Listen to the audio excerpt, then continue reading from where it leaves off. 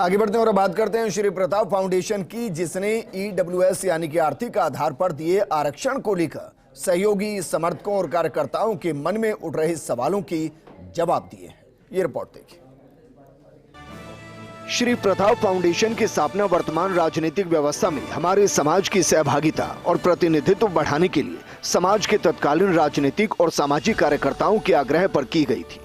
अपनी स्थापना से श्री प्रताप फाउंडेशन इस दिशा में समाज के सहयोग से क्षमता अनुसार प्रयत्नशील है। वर्तमान व्यवस्था में राजनीतिक भागीदारी बढ़ाने के लिए चुनाव सबसे उपयुक्त अवसर होता है और आगामी 25 नवंबर को राजस्थान विधानसभा के लिए चुनाव होने जा रहे हैं। राजस्थान में सहभागिता बढ़ाने के लिए निर्णय लेते हुए मतदान करने की अपील की गई। वहीं इसी बीच श्री प्रताप फाउंडेशन की तरफ से सहयोगी समर्थकों और कार्यकर्ताओं के रूप में उठ रहे कई अहम सवालों के भी जवाब दिए गए। दरअसल सवाल उठ रहा था कि दोनों मुख्य राजनीतिक दलों बीजेपी और कांग्रेस के समर्थन या विरोध के बारे में श्री प्रताप फाउंडेशन का क्या मानना है। इसको लेकर श्री प्रताप फाउंडेशन का मानना है कि दोनों ही राजनीतिक दलों में हमारी सहयोगी और विरोधी मौजूद हैं। बीजेपी हमें ज्यादा प्रतिनिधित्व देती है, इस बार भी 26 टिकट दिए हैं जो 2018 से एक ज्यादा है, इसलिए वहां हमारी बात कहने वाले लोग ज्यादा है। कांग्रेस में हमें टिकट ही कम मिलती है, इसलिए सत्ता में भागीदारी भी कम हो जाती है। इसके अलावा आर्थिक आधार पर मिलने वाले आरक्षण को लेकर श्री प्रताप फाउंडेशन का मानना है कि केंद्र की बीजेपी सरकार ने आर्थिक आधार पर आरक्षण को संभव बनाया, जो एक ऐतिहासिक कदम है, लेकिन उसकी शर्तें ऐसी बना दी कि हमारे लिए वो लाभकारी नहीं रहा। वहीं राज्य की सरकार ने उसकी शर्तों को व्यावहारिक बनाकर हमारा सहयोग किया, जो प्रशंसनीय कार्य है और इसके लिए हम कांग्रेस के आभारी हैं। राजस्थान में इसी सप्ताह चुनाव है और प्रताप फाउंडेशन राजस्थान में अपनी अहमियत रखता है समाज के नाते और अपने काम के बलबूते के नाते। हमारे साथ प्रताप फाउंडेशन के संयोजक हैं महावीर सिंह सरवड़ी। सीधे तौर पर उनसे बात करेंगे। सर, पहले तो ये बताइए कि प्रताप फाउंडेशन की स्थापना का उद्देश्य क्या था? ऐसा है कि क्षत्रिय योग संघ नाम की एक संस्था है जो बच्चों से धीरे धीरे संस्कार निर्माण का बच्चों में काम करती है। सन 1946 से काम कर रही है और ये काम करते करते कई वर्ष बीत गए। प्रताप फाउंडेशन का जो मेन उद्देश्य था वो यही था कि हम पॉलिटिकली लोगों को जागृत करें और हमारे समाज की स्ट्रेंथ को मजबूत करें पॉलिटिक्स में। उस हिसाब से हम आगे धीरे धीरे बढ़ रहे थे। और ईडब्ल्यूएस का मुद्दा यानी आर्थिक आधार पर आरक्षण को लेकर के जो दो बड़ी पार्टियां हैं, चाहे बीजेपी हो चाहे कांग्रेस हो, प्रताप फाउंडेशन के लिए क्या किया? भाजपा की सरकार आई, मोदी जी प्रधानमंत्री बने। उस समय हमने, जब वो गुजरात में मुख्यमंत्री थे तब भी उनसे बात की थी, प्रधानमंत्री बनने के बाद भी उनसे बात की, तो उन्होंने इस पर गौर किया और उन्होंने ईडब्ल्यूएस का आरक्षण प्रारंभ किया। वो आर्थिक आधार पर जो आरक्षण मिला ये उनकी देन है और उसके लिए हम एहसानमंद हैं। हमारा पूरा उसमें उनके प्रति आभार है।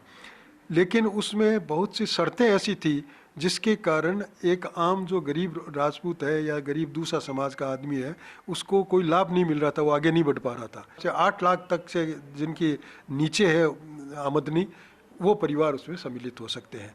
इसके लिए गुजरात सरकार ने जब ये लागू किया तो हमने राजस्थान सरकार को भी कहा और राजस्थान सरकार ने भी हमारा कहना माना और उन्होंने भी ये लागू कर दिया।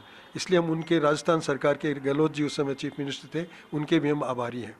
लेकिन केंद्र सरकार में अभी भी वो सरलीकरण नहीं हुआ है उनका शर्तों का। उस शर्तों के सरलीकरण के लिए हमने प्रयास किया है, प्रधानमंत्री तक बात पहुंचाएं। घोषणा पत्र दोनों पार्टियों का आया है, तो आप ये मानते हैं कि ना तो बीजेपी ने ना कांग्रेस ने, दोनों ने ही घोषणा पत्र में ईडब्ल्यूएस के लिए कुछ नहीं कहा?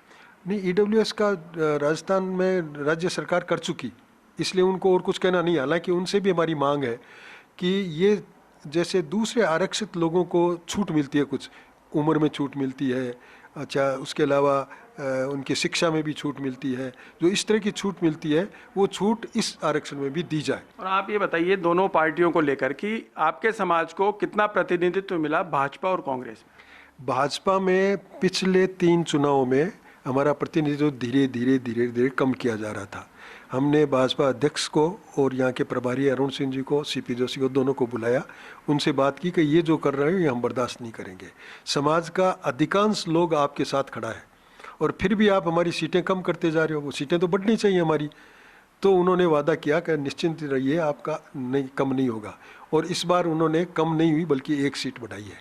पिछली बार 25 थी, अब के 26 की है। हालांकि गुंजाइश और ज़्यादा थी, और हम उसके लिए कोशिश कर रहे थे, लेकिन पता नहीं क्या क्या कारण बने हैं, लेकिन वो ज़्यादा नहीं बढ़ी, लेकिन एक फिर भी बढ़ाई है। और कांग्रेस में कोई बढ़ी नहीं है, उल्टी एक दो कमी हुई है।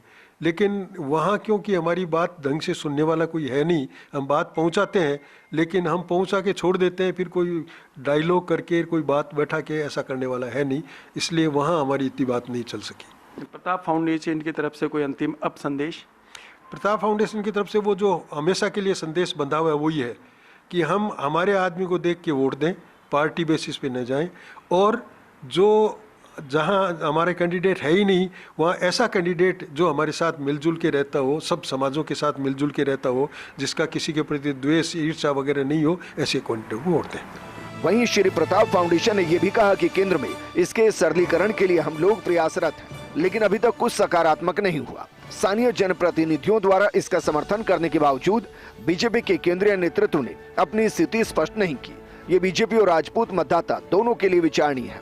Bureau report, first India news.